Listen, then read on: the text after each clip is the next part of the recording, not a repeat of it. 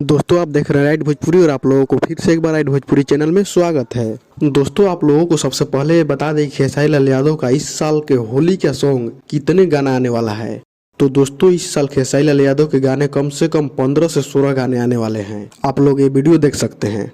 होली के गाने 8 से 10 गाने भैया गा भी चुके हैं, जो कि हमारे इस बार होली के 5 से 6 गाने आने वाले हैं। तो दोस्तों आप लोगों ने वीडियो देखा, अखिलेश कश्यप जी ने कहा इस साल कम से कम 15 से 16 गाने आने वाले हैं खेसारी लाल यादव के।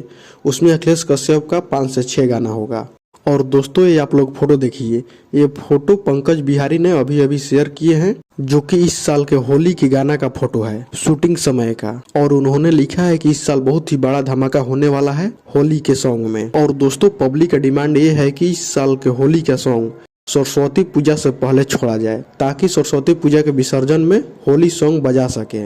और ये डिमांड आप लोगों का है और हमें भी है। और इसके बारे में खेसारी लाल यादव क्या सोच रखे हैं और गाना का शेड्यूल क्या है, ये खुद ही जानते हैं या उनके टीम वाले जानते हैं। 10 गाने का रिकॉर्डिंग हो चुका है, शूटिंग भी हो चुका है। खेसारी लाल यादव चाहे तो गाना सरस्वती पूजा से पहले आ सकता है। अभी 15 दिन टाइम है, इसमें एडिटिंग सारा चीज हो जाएगा। तो अभी टाइम है, गाना आ सकता है। देखिए क्या होता है। पब्लिक का डिमांड और आप लोगों का भी डिमांड ये है कि खेसारी लाल यादव का गाना सिर्फ 5वीं से एक दो दिन पहले छोड़ा जाए। तो दोस्तों इसके बारे में आप लोगों को क्या कहना चाहते हैं कमेंट करके जरूर बताइएगा। और अभी तक हमारे चैनल को सब्सक्राइब नहीं किया तो सब्सक्राइब कर दीजिए और इस वीडियो को लाइक कीजिए और शेयर। तो चलिए मिलते हैं किसी अगले वीडियो में, तब तक जय हिंद जय बिहार।